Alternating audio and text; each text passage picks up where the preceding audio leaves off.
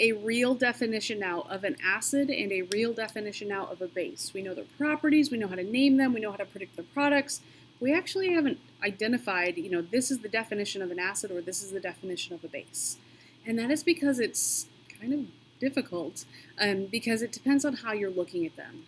The first definition that we're going to look at is Arrhenius, and then we're going to have Bronsted and Lowry. When you get into a college level class, you might have Lewis acids and bases as well, but we don't actually talk about those in this class. The first definition that we're going to have of acids and bases is Arrhenius. For your Arrhenius acids and bases, we first need to identify what is a hydrogen ion. Hydrogen ion is something that has a +1 charge. So when you find hydrogen on the periodic table, it has a +1 charge because of where it lives. But when we look at the photo here, hydrogen has 1 proton and it has 1 electron. Well, if this electron right here goes away, all that's left when it makes that hydrogen with a +1 charge is just a proton. So you actually have protons moving around, and if you watch other videos of other teachers, other professors, they're going to say, follow the proton or whatever. That just means hydrogen with a +1 charge. So you had 1 proton, 1 electron. That 1 electron transfers to something else. You're just left with a proton moving around. Now, hydroxide is a pretty important polyatomic ion that you need to know as well. Hydroxide is the main indication that you have a base, so they use that in very rough terms to show that you have a base in that compound. So hydroxide is OH -1. If you don't know that yet, something you probably want to know at this point in the year. So what we're going to do with these first is it's going to help us to figure out if something is an acid or something is a base. This is a very general compound or very general definition. And with that very general definition, we're just going to look at your hydrogen ions versus your hydroxide ions.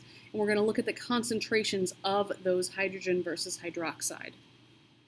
So if you have even amounts of hydrogen and hydroxide, neutral amount or even amounts, is a neutral compound or neutral solution. This is why water is neutral. You have hydrogen and you have hydroxide. There's even amounts of both of them, so you have water is neutral. You have hydrogen, hydroxide, even amounts of both. Now this first guy that we're going to talk about is this guy.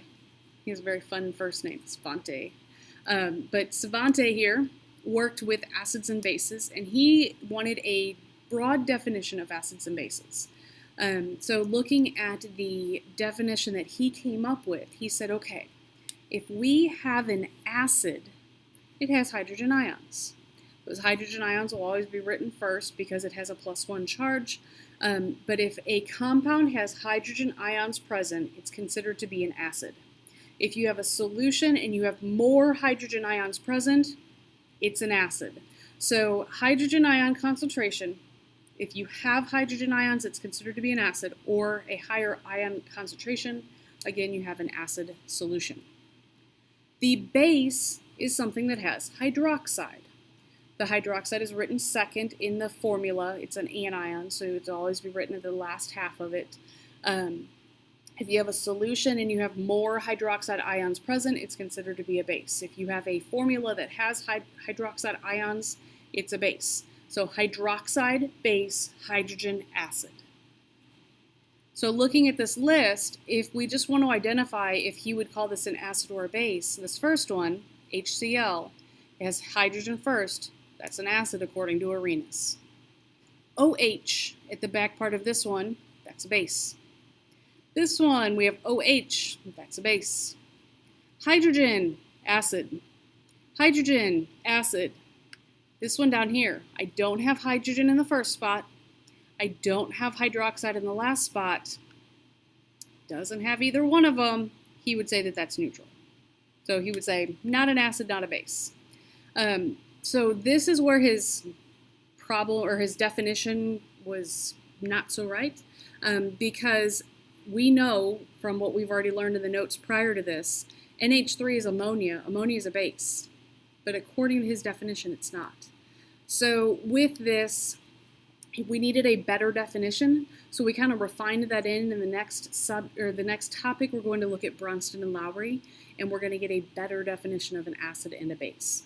So his very broad, very straightforward, acid, hydrogen, base, hydroxide, end of story.